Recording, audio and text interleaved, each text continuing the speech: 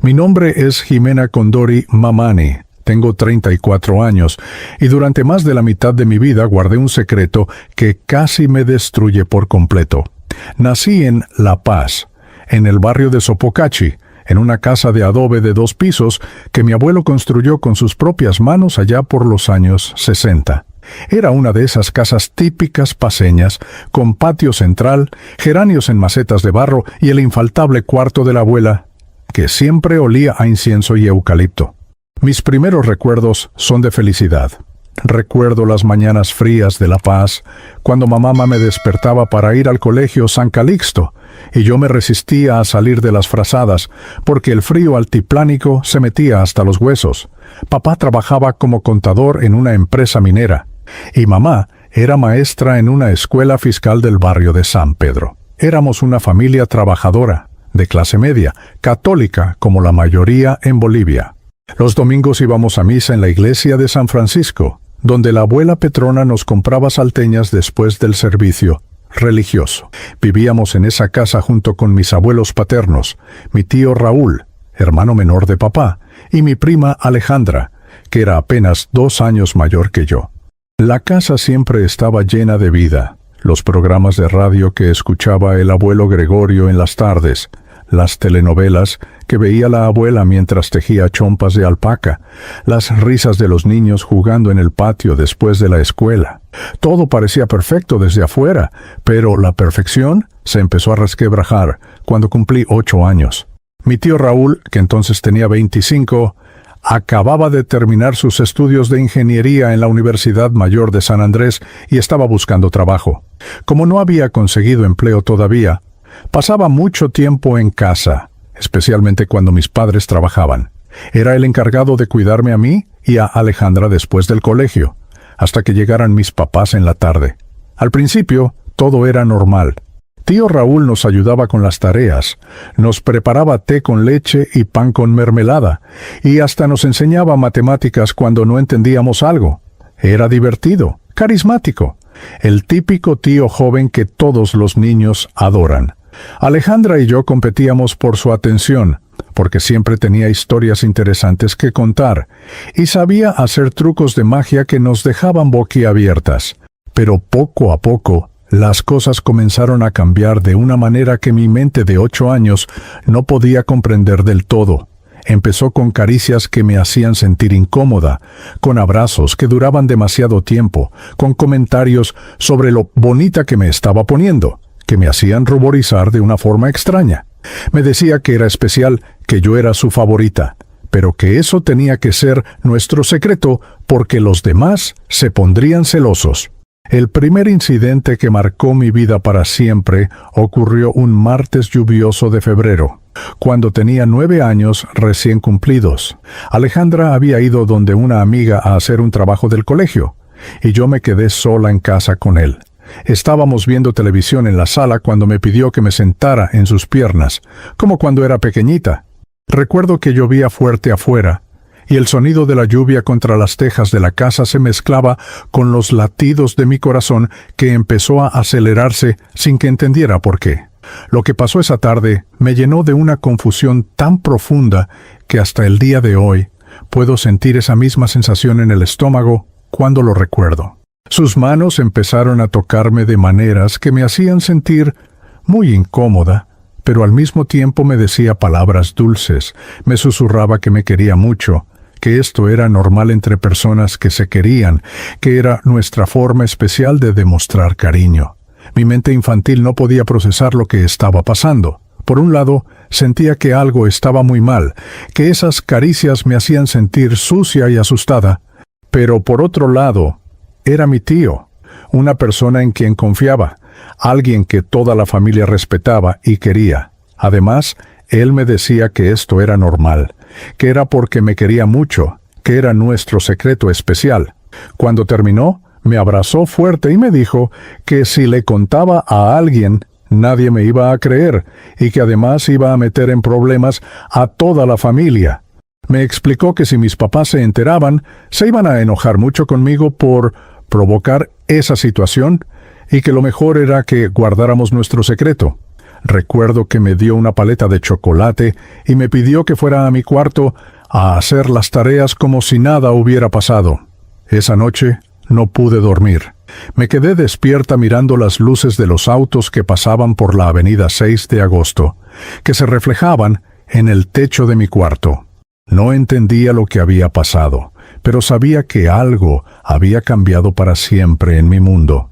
Era como si hubiera una grieta invisible que atravesara todo lo que antes me parecía seguro y conocido. Los episodios se repitieron durante casi 2 años, siempre cuando estábamos solos, siempre con la misma dinámica. Caricias que no entendía, palabras dulces mezcladas con amenazas sutiles, y la constante repetición de que esto era nuestro secreto especial. Él tenía una habilidad increíble para hacer que todo pareciera normal después. Podía tocarme de maneras que me hacían sentir terrible, y 5 minutos después estar jugando conmigo como el tío más cariñoso del mundo. Desarrollé una capacidad asombrosa para dividir mi mente. Durante los episodios aprendí a irme mentalmente a otros lugares. Me imaginaba que estaba en los valles de Coroico con mi abuela materna, corriendo entre los árboles de coca y respirando el aire puro de los yungas. O me transportaba a la iglesia de San Francisco, sentada en las bancas de madera, sintiendo la paz que me daba estar en ese lugar sagrado donde nada malo podía pasar. Pero esta división mental tenía un precio. Empecé a tener pesadillas constantes. Soñaba que me perseguían por las calles empedradas del centro paceño, corriendo entre las cholas que vendían frutas en el mercado Lanza, pero sin poder encontrar a nadie que me ayudara. Despertaba empapada en sudor, con el corazón latiendo tan fuerte que temía que despertara a toda la casa. Mis padres empezaron a notar cambios en mí, pero los atribuían a las cosas normales de la preadolescencia. Me había vuelto más callada, más retraída.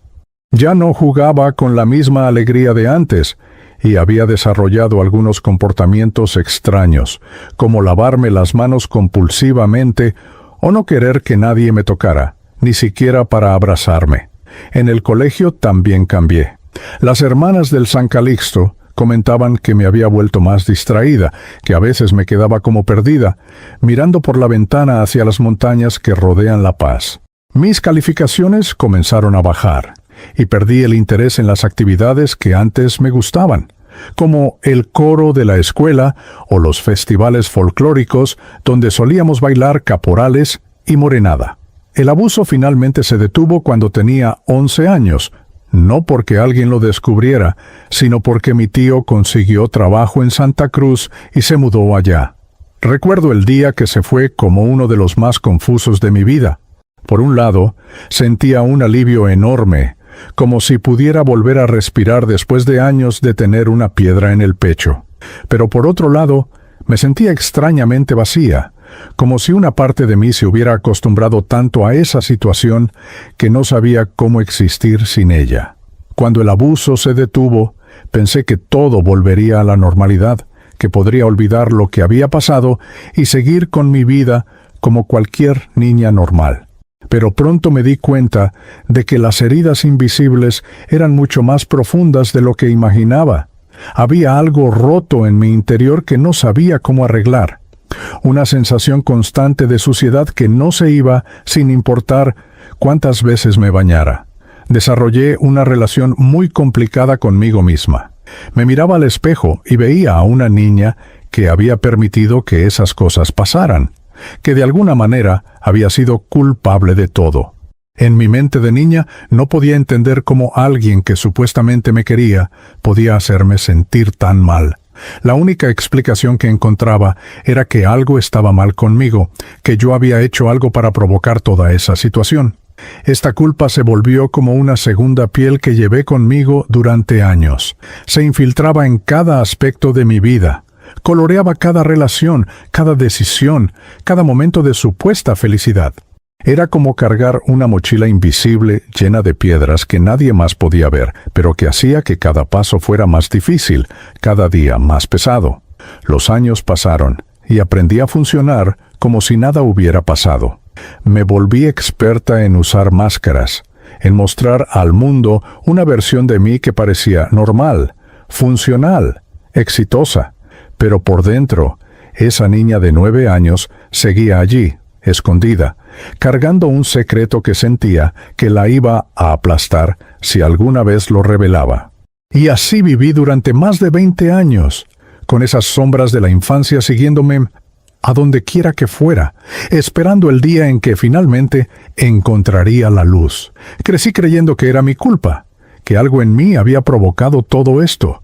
Esta creencia se volvió el fundamento sobre el cual construí toda mi personalidad durante los siguientes 20 años de mi vida. Era como si hubiera dos Jimenas, la que el mundo veía, aparentemente normal y funcional, y la real, que cargaba un secreto tan pesado que a veces sentía que me iba a ahogar. Durante mi adolescencia en el colegio San Calixto, me convertí en la estudiante perfecta, obsesiva con las notas. Participaba en todos los concursos académicos. Era la presidenta del curso, la que organizaba los festivales, del Día de la Patria, donde bailábamos la danza de los tobas, con trajes elaborados que nuestras madres cosían durante semanas. Por fuera, parecía la hija ideal que cualquier familia boliviana querría tener. Pero por dentro, cada logro se sentía vacío, como si estuviera actuando un papel que no me pertenecía. Mis padres estaban orgullosos de mí. Mamá siempre me presentaba a sus amigas como mi hija la estudiosa, y papá me llevaba a su oficina en la empresa minera para presumir de mis certificados de honor, pero yo no podía sentir genuinamente su orgullo porque estaba convencida de que, si supieran la verdad sobre mí, si conocieran mi secreto, me rechazarían completamente. Desarrollé una relación muy extraña con mi cuerpo. No podía mirarlo en el espejo sin sentir asco y vergüenza. Cuando cumplí 15 años y mis padres querían organizarme una fiesta tradicional en el salón de eventos de la zona sur, donde contrataríamos una banda de música folclórica y yo usaría un vestido rosado con bordados dorados, como manda la tradición, me negué rotundamente. La idea de ser el centro de atención, de que la gente me mirara y celebrara mi entrada a la adultez, me daba pánico. Inventé excusas sobre que era una tradición machista y superficial, cuando en realidad no podía soportar la idea de celebrar algo relacionado con mi feminidad. En la secundaria empecé a tener ataques de pánico que no podía explicar. Sucedían en los momentos más inesperados, en medio de una clase de literatura mientras la profesora leía un poema de Jaime Sáenz, durante las misas dominicales en San Francisco, cuando el padre hablaba sobre el perdón, o simplemente caminando por las calles empedradas del centro histórico de La Paz. De repente, mi corazón empezaba a latir tan fuerte que pensaba que todos podían escucharlo. Me faltaba el aire, y tenía la sensación de que algo terrible estaba a punto de pasar. Mis padres me llevaron al Hospital del Niño, después a varios médicos privados en la zona sur. Todos los estudios salían normales. Es estrés por los estudios, decían los doctores. Es normal en chicas inteligentes y exigentes como ella. Nadie se imaginaba que una adolescente aparentemente perfecta de una familia respetable de Sopocachi pudiera estar cargando un trauma tan profundo. Cuando terminé el bachillerato con medalla de oro y el mejor promedio de mi promoción, decidí estudiar psicología en la Universidad Mayor de San Andrés. Irónicamente, pensé que estudiar la mente humana me ayudaría a entender qué estaba mal conmigo. ¿Por qué me sentía tan rota por dentro cuando por fuera todo parecía ir bien? Me inscribí en la carrera con la esperanza secreta de encontrar respuestas, de poder arreglarme a mí misma sin tener que contarle a nadie mi secreto. Los primeros años universitarios fueron una montaña rusa emocional. Por un lado, me fascinaban las materias sobre desarrollo infantil, trauma psicológico y terapia familiar. Leía con voracidad todo lo que caía en mis manos sobre abuso sexual infantil, siempre diciéndome que era por interés académico. Por otro lado, cada clase sobre estos temas me removía cosas que había logrado mantener enterradas durante años. Recuerdo vívidamente una clase del profesor Martínez, sobre trastornos adaptativos en la infancia.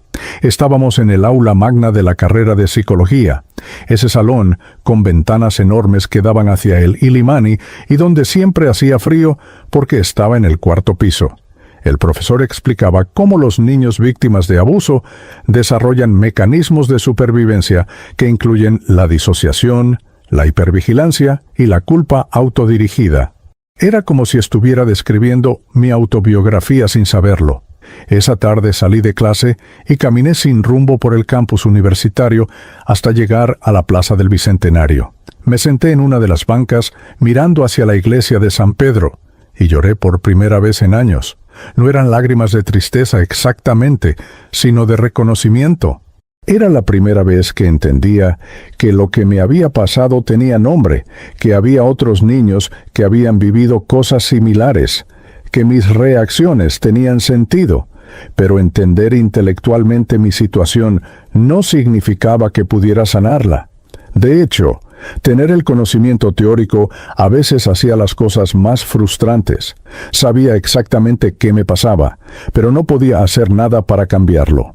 Era como ser médico y diagnosticar tu propia enfermedad, pero no poder recetar el tratamiento adecuado. En la universidad intenté tener relaciones románticas, pero todas terminaban de la misma manera desastrosa. Conocí a Carlos durante una protesta estudiantil frente al Palacio de Gobierno. Era estudiante de ingeniería civil. Tenía los ojos más bondadosos que había visto, y me hacía reír con sus imitaciones de los políticos bolivianos. Salimos durante casi un año, pero nunca pude ser completamente honesta con él. Cada vez que Carlos intentaba acercarse físicamente, aunque fuera solo para abrazarme de manera romántica, mi cuerpo se tensaba como un resorte. Inventaba excusas sobre ser conservadora y querer esperar hasta el matrimonio, cuando en realidad el simple pensamiento de intimidad física me aterrorizaba. Él era paciente y respetuoso, lo que hacía que me sintiera aún peor porque sabía que se merecía a alguien que no fuera tan complicada como yo. La relación terminó cuando él me pidió que fuéramos a vivir juntos a un departamento pequeño en la zona de Miraflores. La propuesta me llenó de tanto pánico que le inventé una pelea sobre diferencias de valores y terminé cortando toda comunicación con él. Días después lo vi en la universidad con otra chica, riéndose de la misma manera como reía conmigo, y aunque sabía que había sido mi decisión, me sentí confirmada en mi creencia de que no merecía ser amada. Después de Carlos vino Miguel, un compañero de la carrera que escribía poesía y organizaba tertulias literarias en el Café Naira de la calle Sagárnaga. Luego fue Andrés, un músico que tocaba charango en una peña folclórica del barrio de Rosario. Cada relación seguía el mismo patrón. Conocía a alguien maravilloso, me enamoraba de su bondad, pero cuando llegaba el momento de verdadera intimidad emocional o física, saboteaba todo de maneras cada vez más elaboradas.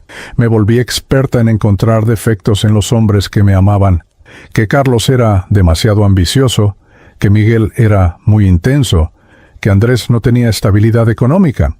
En realidad, todos eran buenos hombres que habrían sido excelentes parejas para alguien que no estuviera tan dañada como yo. Pero era más fácil culparlos a ellos que enfrentar la verdad, que yo estaba rota y no sabía cómo arreglarme. Durante mi 5º año de universidad, las cosas llegaron a un punto crítico. Estaba haciendo mi tesis sobre impacto del abuso sexual infantil en el desarrollo de la personalidad adulta, dirigida por la doctora Ana Lucía Vargas, una psicóloga clínica que había estudiado en Argentina y tenía mucha experiencia en trauma. Cada sesión de asesoría era una tortura emocional porque tenía que hablar sobre el tema que más me dolía, manteniendo siempre la fachada académica. La doctora Vargas era muy perceptiva. En varias ocasiones me preguntó si mi interés en el tema era meramente académico o si había alguna motivación personal. Cada vez que me hacía estas preguntas, sentía que me veía a través de todas mis máscaras, como si pudiera leer el secreto que llevaba tatuado en el alma. Pero siempre le respondía que era solo interés profesional, que quería especializarme en terapia infantil. Fue durante la escritura de esa tesis que tuve mi primera crisis realmente seria. Estaba en la biblioteca de la universidad, en el cuarto piso donde siempre había silencio absoluto, leyendo testimonios de víctimas de abuso para mi marco teórico. De repente, uno de los relatos era tan similar a mi experiencia que sentí como si alguien hubiera escrito mi propia historia. El pánico que me invadió fue tan intenso que salí corriendo de la biblioteca, bajé los 4 pisos a toda velocidad y salí a la Plaza San Francisco jadeando, como si hubiera corrido un maratón. Me senté en las gradas de la iglesia, viendo pasar a las cholas con sus polleras coloridas, a los vendedores ambulantes ofreciendo salteñas y tucumanas, a los universitarios apurados yendo a clases. Todo el mundo tenía una vida normal, funcional, mientras yo me sentía como si fuera a desintegrarme ahí mismo en medio de la plaza más importante de La Paz. Esa noche llegué a casa y encontré a mis padres viendo las noticias en el televisor viejo de la sala. Mamá estaba tejiendo una chompa azul para el invierno y papá leía el periódico La Razón mientras comentaba sobre la política nacional. Eran una escena tan normal, tan llena de paz doméstica, que por un momento pensé en contarles todo. Imaginé cómo sería decirles: «Papá, mamá, hay algo que nunca les he contado sobre el tío Raúl». Pero cuando abrí la boca, las palabras se me quedaron atascadas en la garganta como si fueran piedras.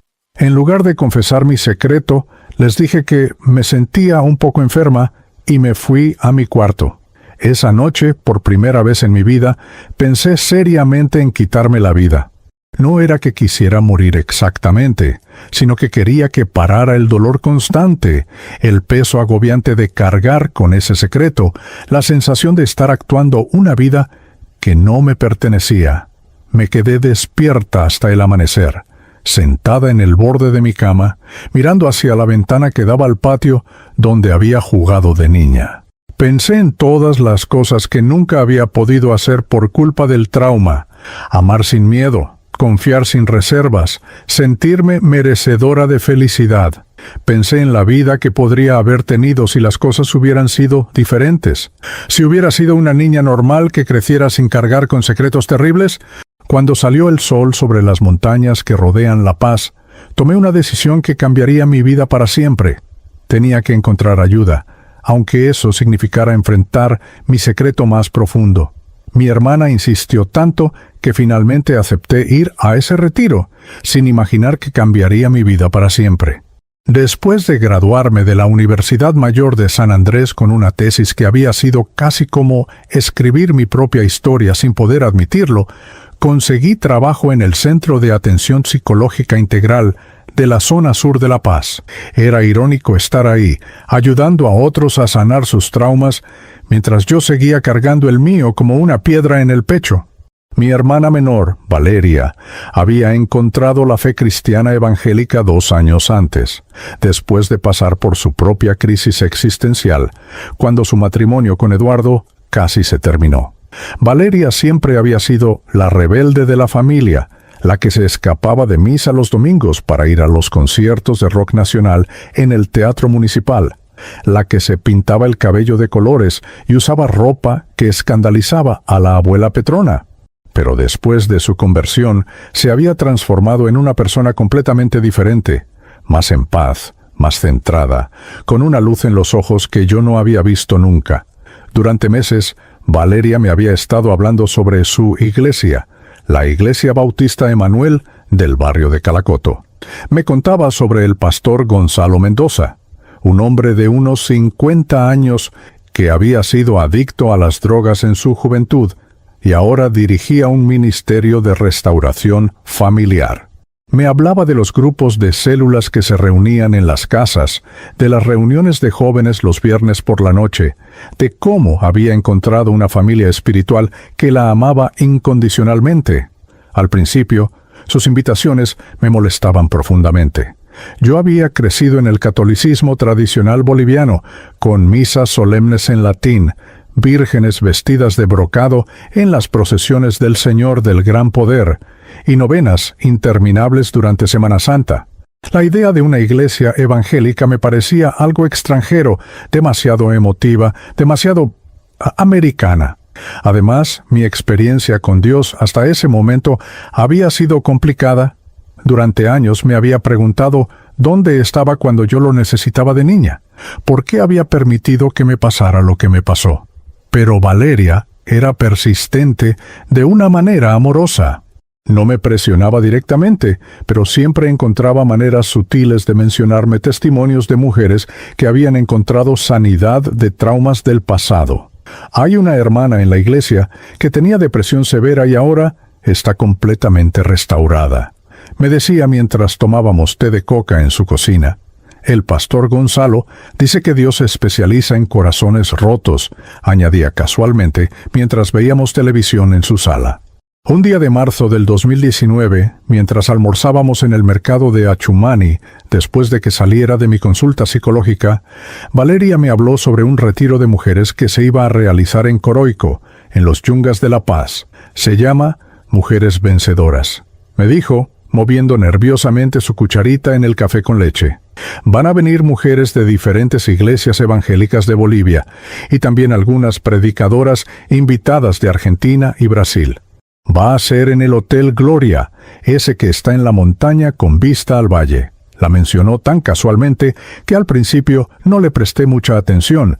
Estaba distraída viendo a las cholas que vendían frutas tropicales en los puestos del mercado, pensando en una paciente que había atendido esa mañana, una adolescente que se cortaba los brazos como forma de lidiar con el dolor emocional. Pero cuando Valeria siguió hablando, algo en su tono me hizo prestar atención. Ondip, la predicadora principal, se llama Mónica Herrera. Continuó. Es argentina, pero ha vivido experiencias muy fuertes. Estuvo casada con un hombre que la maltrataba. Tuvo que escapar con sus hijos en medio de la noche. Ahora tiene un ministerio para mujeres que han vivido abuso y violencia. Jimena, siento que Dios me está diciendo que tú necesitas escuchar lo que ella tiene que decir. Esas últimas palabras me cayeron como un balde de agua fría. Mi hermana no sabía mi secreto, nadie en mi familia lo sabía, pero había algo en la manera como me miró cuando dijo eso que me hizo sentir como si pudiera ver directamente en mi alma. No sé por qué te digo esto, añadió, tomando mi mano por encima de la mesa de plástico donde estábamos sentadas. Pero siento que hay algo en tu corazón que necesita sanidad, algo que has estado cargando sola durante mucho tiempo. Esa noche no pude dormir. Me quedé despierta en mi cuarto, escuchando los sonidos nocturnos de Sopocachi, los perros ladrando en la distancia, el ruido ocasional de un auto pasando por la avenida 6 de agosto, el viento frío del altiplano golpeando contra las ventanas. Las palabras de Valeria resonaban en mi cabeza como un eco, algo que has estado cargando sola durante mucho tiempo. Era exactamente lo que había estado haciendo durante más de 20 años, cargar sola con un peso que me estaba aplastando lentamente.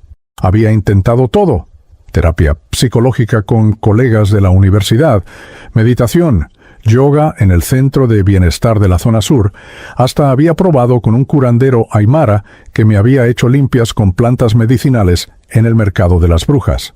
Nada había funcionado realmente. El dolor seguía ahí, como una herida que nunca terminaba de cicatrizar. Durante las siguientes semanas, Valeria siguió mencionando el retiro, pero sin presionarme.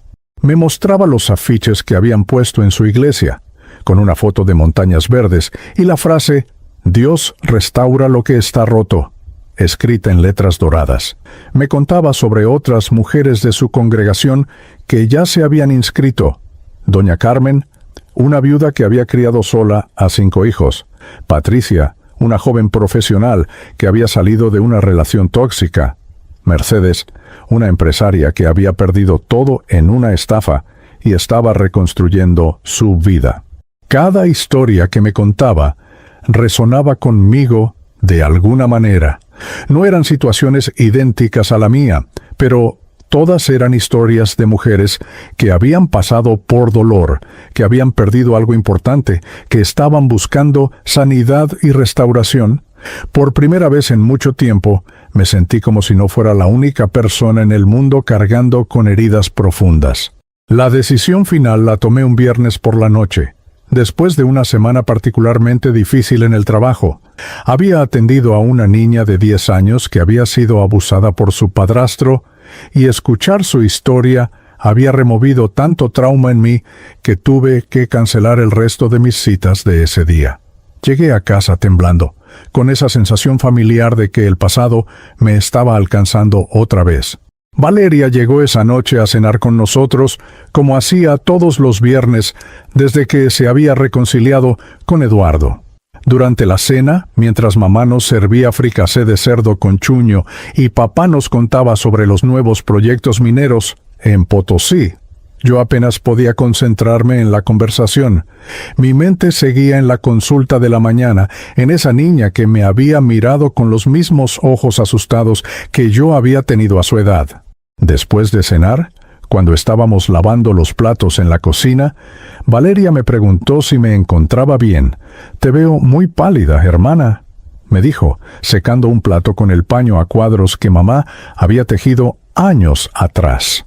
¿Pasó algo en el trabajo? No pude contenerme más. Sin entrar en detalles, le dije que había tenido un caso muy difícil, que a veces mi trabajo me afectaba más de lo que debería, que sentía como si estuviera ayudando a otros a sanar mientras yo seguía rota por dentro. No fue una confesión completa, pero fue lo más honesta que había sido con alguien de mi familia en años. Valeria dejó el plato que estaba secando y me abrazó fuerte. «Jimena, Chedam», me susurró al oído, «creo que Dios te está preparando para algo. Este retiro no es casualidad. Siento en mi corazón que es exactamente lo que necesitas en este momento». Esa noche, después de que Valeria se fuera a su casa en Calacoto, me senté en la sala con mis padres a ver las noticias, pero mi mente estaba en otro lugar, procesando las palabras de mi hermana, sintiendo algo que no había sentido en mucho tiempo. Esperanza. Era una esperanza frágil, mezclada con miedo y resistencia, pero estaba ahí. 3 días después, un lunes por la mañana, llamé a Valeria desde mi oficina en el centro psicológico. «Quiero ir al retiro», le dije sin preámbulos, antes de que pudiera cambiar de opinión. «Pero tengo condiciones. No quiero que me presionen para participar en nada. No quiero que me hagan sentir mal si no respondo como esperan. Y si en algún momento me siento incómoda, me regreso a La Paz». La risa de alegría de Valeria al otro lado del teléfono fue tan genuina que me hizo sonreír por primera vez en semanas. «Perfecto, hermana», me dijo. «Dios va a hacer algo hermoso en tu vida, ya lo verás. Solo tienes que ir con el corazón abierto». El retiro estaba programado para el primer fin de semana de abril, en plena época de lluvias. El viaje de La Paz a Coroico siempre me había gustado, la carretera serpenteante que baja desde el altiplano hasta los yungas, el cambio gradual del clima frío de la montaña al calor húmedo de los valles, la explosión de verde que aparece después de las montañas áridas del altiplano. Salimos un viernes por la mañana en un autobús que la iglesia había alquilado. Éramos 35 mujeres de diferentes edades y trasfondos, desde jóvenes universitarias hasta abuelas que habían criado a varias generaciones, desde profesionales exitosas hasta mujeres humildes que trabajaban en los mercados populares de La Paz. Lo que nos unía no era la clase social o la educación, sino la búsqueda común de algo que no podíamos definir completamente, pero que todas necesitábamos: sanidad, paz, una conexión más profunda con Dios. Durante el viaje, algunas mujeres cantaban himnos evangélicos, otras conversaban en voz baja, y unas pocas, como yo, simplemente mirábamos por la ventana viendo cómo el paisaje cambiaba gradualmente. Había algo en esa mezcla de voces femeninas, en esa atmósfera de expectativa y esperanza, que empezó a quebrar algo en mi corazón que había estado endurecido durante años. Cuando llegamos al Hotel Gloria en Coroico, con su vista espectacular hacia el Valle Verde y sus jardines llenos de flores tropicales, sentí algo que no había experimentado en mucho tiempo. La sensación de que estaba exactamente donde necesitaba estar en ese momento de mi vida. Cuando comenzaron a cantar «Eres mi sanador», algo se quebró dentro de mí de una manera que nunca había experimentado antes. Era la noche del sábado, la segunda noche del retiro, y estábamos reunidas en la capilla del Hotel Gloria. El espacio no era muy grande, quizás para unas 60 personas, con ventanas que daban directamente al Valle de Coroico. Afuera se escuchaba el sonido constante de la lluvia tropical cayendo sobre las hojas de los árboles, mezclándose con el coro de grillos y ranas que creaba la sinfonía nocturna de los yungas. Las primeras horas del retiro habían sido relativamente fáciles para mí. Llegamos el viernes por la tarde, nos acomodamos en las habitaciones compartidas. Yo estaba con Valeria y 2 hermanas más de su iglesia, y tuvimos una cena de bienvenida donde la organizadora, la pastora Elena Quispe de la Iglesia Bautista Central de La Paz, nos explicó el programa del fin de semana. Todo muy organizado, muy normal, nada que me pusiera demasiado nerviosa. El viernes por la noche tuvimos la primera sesión con la predicadora principal, Mónica Herrera. Era una mujer de unos 45 años, argentina, con una presencia que llenaba el espacio sin ser abrumadora. Tenía el cabello castaño recogido en una cola de caballo simple, usaba jeans y una blusa blanca, y hablaba con un acento porteño suave que me recordaba a las telenovelas que veíamos en casa cuando era niña. Esa primera noche, Mónica nos habló sobre la identidad femenina desde una perspectiva bíblica. No fue nada demasiado profundo o confrontativo, pero había algo en la manera como hablaba, una autenticidad en su voz, que me hacía sentir que conocía de primera mano el dolor del que estaba hablando. Muchas veces, dijo, caminando entre las filas de sillas donde estábamos sentadas, nosotras las mujeres cargamos heridas que nadie ve. Dolores que hemos aprendido a esconder tan bien que hasta nosotras mismas a veces fingimos que no existen. El sábado comenzó con un desayuno comunitario en el comedor del hotel. Frutas tropicales que no se conseguían en La Paz, mangos, papayas, piñas recién cortadas, junto con el infaltable café yunjeño que tenía un aroma que llenaba todo el comedor. Me senté en una mesa con mujeres que no conocía. Rosario, una enfermera del Hospital del Niño que tenía 3 hijos y había enviudado joven. Carmen, una abogada que trabajaba en la Defensoría del Pueblo. Y Esperanza, una mujer mayor que tenía un pequeño negocio de tejidos en el mercado de El Alto. Lo que me sorprendió de esas conversaciones matutinas fue la naturalidad con que estas mujeres hablaban de sus luchas y dolores. Rosario nos contó sobre la dificultad de criar sola a sus hijos después de que su esposo muriera en un accidente minero. Carmen habló sobre su divorcio reciente de un hombre que la había engañado durante años.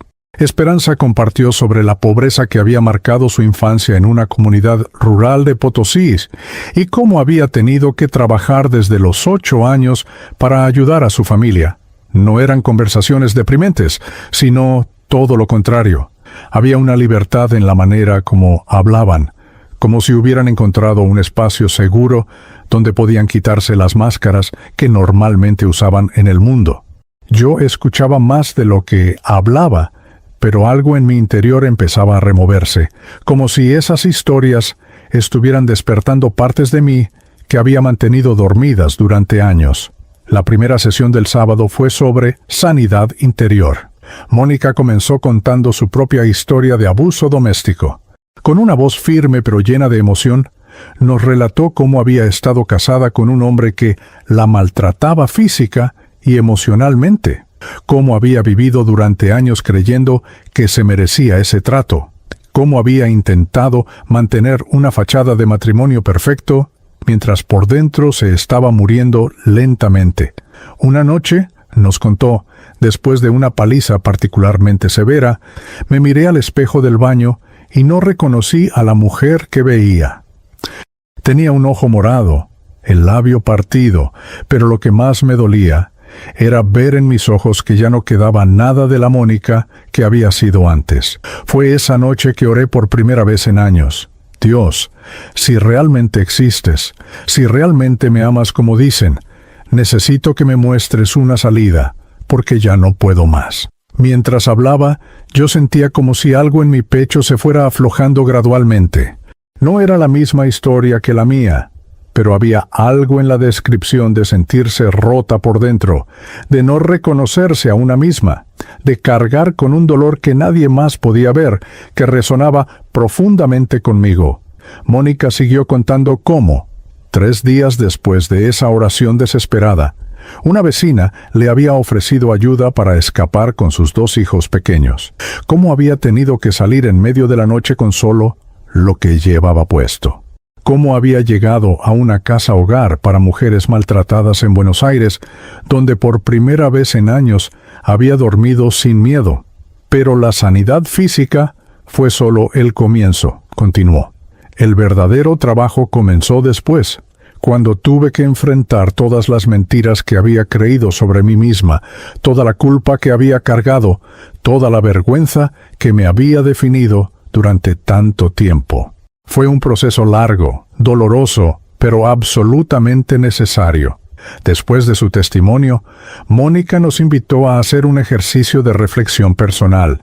Nos dio unos papeles y nos pidió que escribiéramos, de manera completamente privada, sobre alguna herida profunda que lleváramos en el corazón. No tienen que mostrárselo a nadie, aclaró. Este es un momento entre ustedes y Dios, pero es importante que puedan ponerle palabras a aquello que las lastima, porque lo que permanece en silencio tiene poder sobre nosotras. Me quedé mirando el papel en blanco durante lo que me pareció una eternidad. Alrededor mío, las otras mujeres escribían con concentración, algunas llorando silenciosamente, otras con expresiones de determinación. El sonido de los bolígrafos moviéndose sobre el papel se mezclaba con el ruido suave de la lluvia que había comenzado a caer otra vez. Finalmente, con manos temblorosas, escribí las primeras palabras que había puesto por escrito sobre mi secreto en 25 años. Cuando tenía 9 años, mi tío abusó de mí durante casi 2 años. Nunca se lo he contado a nadie, y he vivido toda mi vida creyendo que fue mi culpa. Ver esas palabras escritas en mi propia letra me impactó como un golpe físico. Era como si al sacar el secreto de las sombras de mi mente y ponerlo en papel, hubiera ganado una realidad que antes no tenía. Ya no era solo algo que vivía en mi cabeza, algo que podía pretender que quizás no había sido tan grave. Estaba ahí, en palabras concretas, innegable. Después del almuerzo tuvimos tiempo libre, y muchas de las mujeres salieron a caminar por los jardines del hotel, o a descansar en sus habitaciones. Yo me quedé en la capilla, sentada en una de las sillas del fondo, mirando por la ventana hacia el valle verde que se extendía hasta donde alcanzaba la vista. Tenía el papel donde había escrito mi confesión doblado en mi bolsillo, y no podía dejar de tocarlo, como si fuera una bomba que podría explotar en cualquier momento. Valeria vino a buscarme después de un rato. Se sentó a mi lado sin decir nada, simplemente acompañándome en el silencio. Después de varios minutos, me preguntó suavemente: «¿Cómo te sientes, hermana?». No pude responderle con palabras, solo empecé a llorar, no con sollozos dramáticos, sino con lágrimas silenciosas que parecían venir desde lo más profundo de mi ser. Valeria me abrazó y me dejó llorar sin hacer preguntas, simplemente sosteniéndome mientras 25 años de dolor comprimido comenzaban a salir. La sesión de la tarde fue sobre quebrando cadenas generacionales. Mónica habló sobre cómo los traumas no sanados se pasan de generación en generación, cómo los secretos familiares envenenan el ambiente emocional de las casas, cómo es posible romper esos ciclos a través de la honestidad, el perdón y la sanidad interior. Lear, muchas veces, dijo, creemos que estamos protegiendo a nuestras familias al guardar silencio sobre cosas dolorosas, pero el silencio no protege, el silencio perpetúa. Los secretos son como cáncer, crecen en la oscuridad, pero se debilitan cuando son expuestos a la luz. Sus palabras me atravesaban como flechas dirigidas específicamente a mi corazón. Durante años había justificado mi silencio diciéndome que estaba protegiendo a mi familia, que no tenía sentido remover el pasado, que era mejor que nadie supiera lo que había pasado. Pero por primera vez empezaba a entender que mi silencio no había protegido a nadie. Solo me había protegido a mí del miedo de enfrentar la verdad. Cuando llegó la noche, después de la cena, nos reunimos nuevamente en la capilla para el tiempo de adoración. El ambiente era diferente al de las sesiones anteriores. Las luces estaban más tenues, había velas encendidas en el altar, y el sonido de la lluvia afuera creaba una atmósfera íntima y sagrada. Una de las mujeres de la iglesia anfitriona tenía una guitarra y comenzó a tocar suavemente. Empezamos cantando himnos tradicionales que conocía de mi infancia católica, pero adaptados con melodías más contemporáneas. Luego vinieron canciones que no conocía, pero cuyas letras parecían escritas específicamente para lo que estaba viviendo en ese momento, y entonces comenzaron a cantar «Eres mi sanador».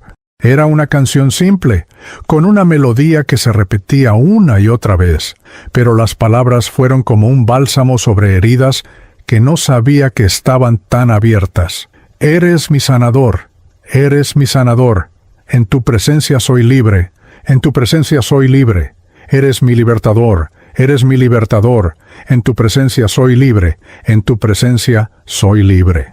Mientras cantábamos, algo sobrenatural comenzó a suceder en mi corazón. Era como si cada palabra de la canción estuviera removiendo capas y capas de dolor, vergüenza y culpa que había acumulado durante décadas. Sentí una presencia que no podía explicar, algo que era más grande que yo, más grande que mi dolor, más grande que mi secreto. Las lágrimas comenzaron a fluir de una manera que no podía controlar, pero no eran lágrimas de tristeza, sino de liberación. Era como si todo el llanto que había reprimido durante 25 años estuviera saliendo de una vez. Mónica se acercó a donde yo estaba y puso su mano sobre mi hombro. «Dios te ve», me susurró al oído.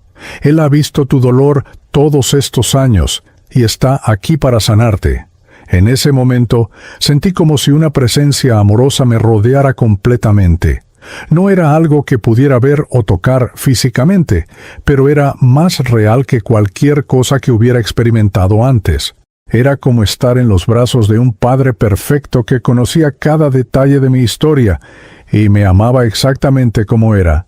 Y por primera vez en mi vida, en medio de esa capilla llena de mujeres cantando sobre sanidad divina, mientras la lluvia tropical caía sobre el techo del hotel, sentí que finalmente estaba en casa. Hoy mi historia ya no está marcada por el dolor, sino por la redención. Han pasado 5 años desde aquella noche en la capilla del Hotel Gloria en Coroico, y cuando miro hacia atrás, es como si estuviera viendo la vida de 2 personas completamente diferentes. La Jimena de antes del retiro, que vivía encadenada por un secreto que la estaba matando lentamente, y la Jimena de ahora, que camina en libertad y usa su historia como testimonio de que Dios realmente sana lo que parece irreparable. El proceso de sanidad no fue instantáneo ni fácil. Esa experiencia sobrenatural en el retiro fue solo el comienzo de un camino largo y a veces doloroso, pero cada paso valió la pena porque me estaba llevando hacia la libertad verdadera. Cuando regresé a La Paz ese domingo por la tarde, llevaba en mi corazón algo que no había tenido nunca: esperanza real de que las cosas podían cambiar. La primera decisión difícil que tomé fue buscar ayuda profesional cristiana. Mónica me había recomendado a la psicóloga Raquel Mamani, una mujer boliviana que había estudiado en Colombia y se especializaba en trauma desde una perspectiva de fe. Su consulta estaba en una casa antigua del barrio de San Pedro, convertida en centro de terapia cristiana, con jardines llenos de geranios y un ambiente que transmitía paz. Desde el momento en que entrabas, las primeras sesiones con Raquel fueron terriblemente difíciles.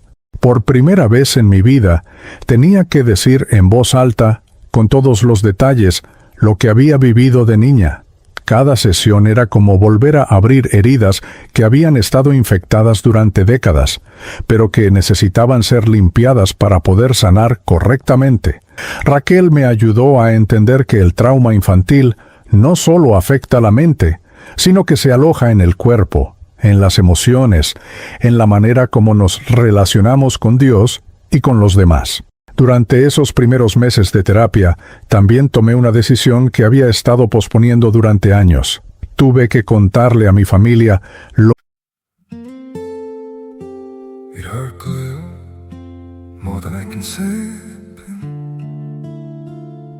But maybe love isn't holding on. Maybe it's knowing when to walk away.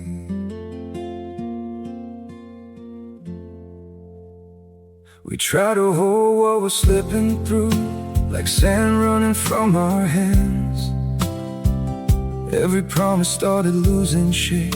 We couldn't be what we once planned. Your eyes would look right through mine, like you were already gone. We stayed too long in a fading light, trying to prove we still. It hurt clear, more than I can say. But maybe love isn't holding on. Maybe it's knowing when to walk away. We try to hold what we're slipping through, like sand running from our hands. Every promise started losing shape. We couldn't be what we once planned. Your eyes would look right through mine, like you were already gone. We stayed too long in a fading light, trying to prove we still. It hurt clear, more than I can say. But maybe love isn't holding on. Maybe it's knowing when to walk away.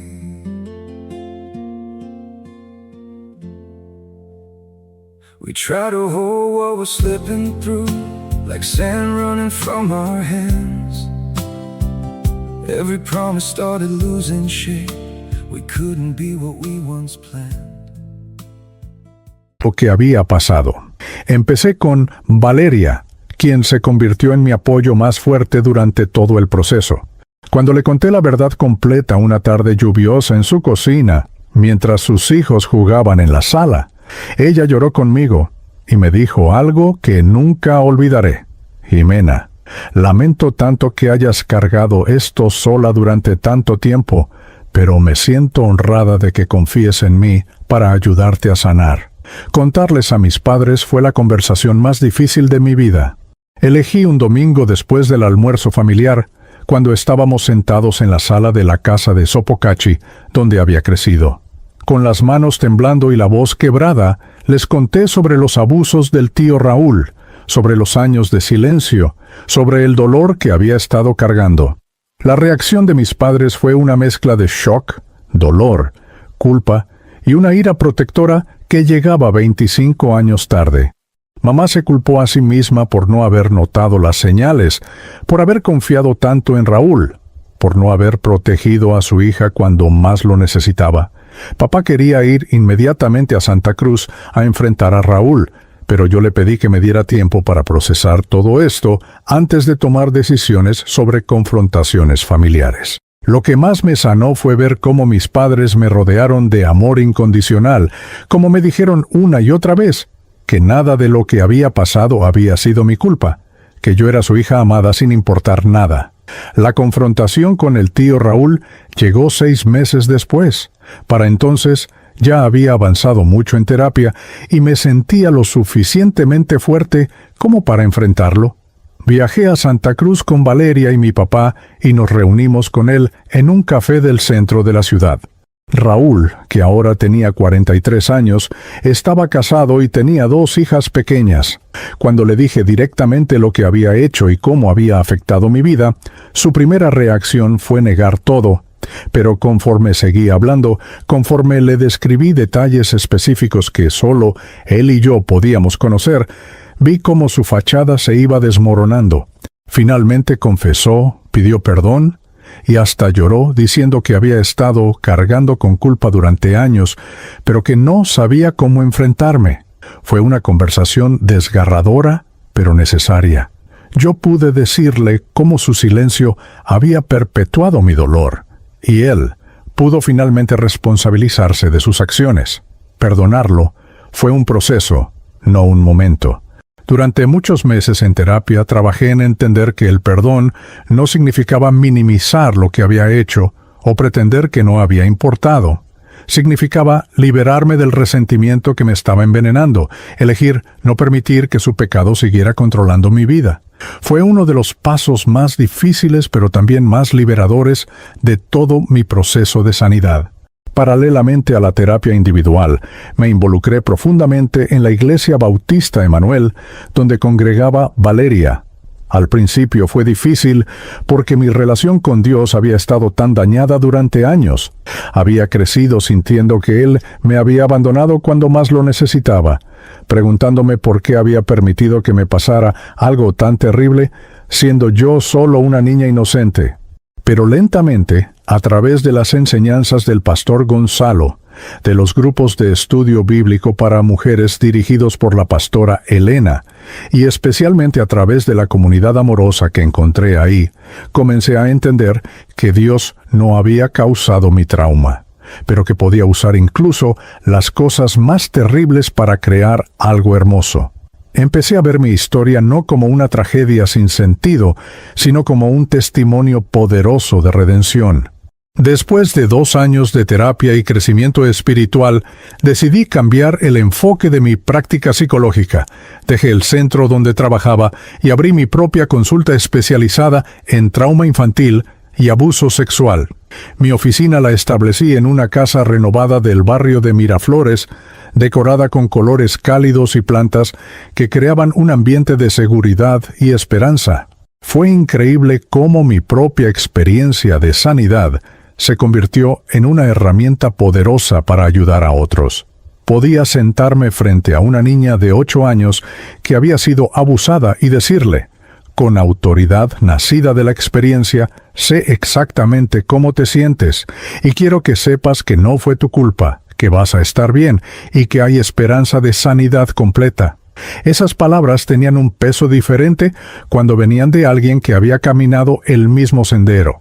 A medida que mi práctica crecía, también comencé a dar talleres y conferencias en iglesias de toda La Paz sobre prevención de abuso infantil, sanidad de trauma y la importancia de romper el silencio. Me asocié con organizaciones cristianas que trabajaban con niños en riesgo y desarrollé programas de capacitación para padres, maestros y líderes espirituales sobre cómo identificar señales de abuso y cómo responder apropiadamente. Uno de los momentos más poderosos fue cuando fui invitada a compartir mi testimonio en el mismo retiro Mujeres Vencedoras, donde había comenzado mi sanidad. Estar parada frente a 30 mujeres, en la misma capilla donde había experimentado el encuentro con Dios que cambió mi vida, contando mi historia completa como testimonio de esperanza, fue uno de los momentos más redentores de mi vida. Fue en uno de esos retiros donde conocí a Daniel Montoya, un psicólogo cristiano que trabajaba con hombres que habían sido víctimas de abuso. Él había venido como conferencista invitado para hablar sobre la perspectiva masculina del trauma. Daniel era un hombre de 36 años, originario de Cochabamba, que había fundado un ministerio llamado Hombres de Valor, después de su propia experiencia de sanidad de abuso infantil. Nuestra relación comenzó como una amistad profesional y espiritual. Ambos entendíamos el dolor de cargar con trauma, pero también la gloria de haber encontrado sanidad. Podíamos hablar abiertamente sobre nuestras heridas sin vergüenza, sobre nuestros procesos de perdón, sobre cómo Dios había transformado nuestros dolores más grandes en nuestros ministerios más poderosos.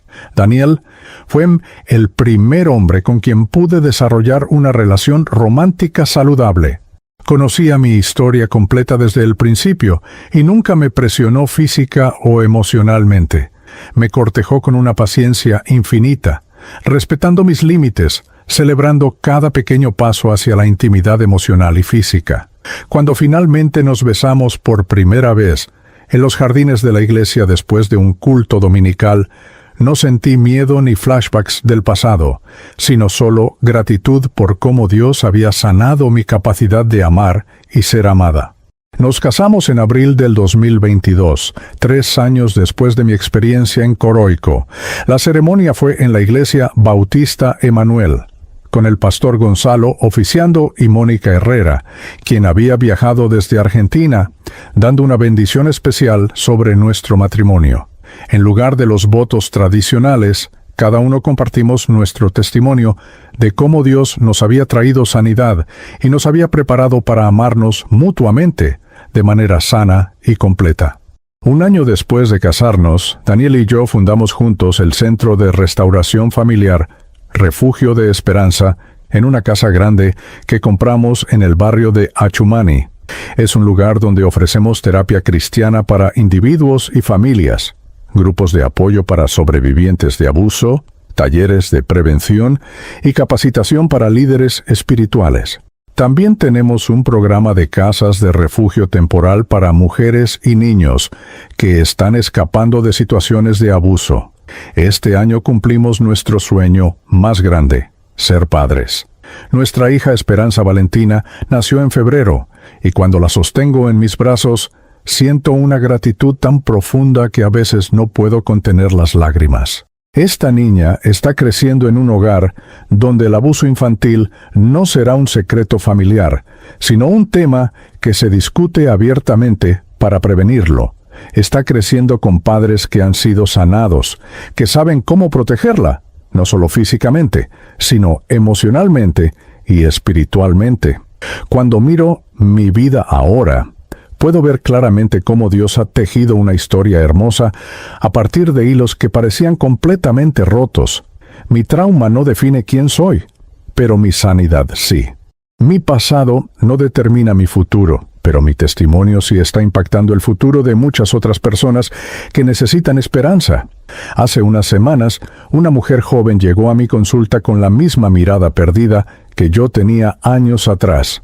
Cuando terminó de contarme su historia de abuso y años de silencio, le dije exactamente lo mismo que Mónica me había dicho aquella noche en Coroico. Dios te ve, Él ha visto tu dolor todos estos años y está aquí para sanarte. Y mientras la veía comenzar a llorar con alivio, supe que mi historia había encontrado su propósito más hermoso: ser un puente de esperanza para otros que todavía caminan en la oscuridad, mostrándoles que la sanidad es posible, que el silencio se puede romper y que Dios realmente especializa en corazones rotos. Mi nombre es Jimena Condori Mamani. Soy sobreviviente de abuso sexual infantil y esta es mi historia de redención.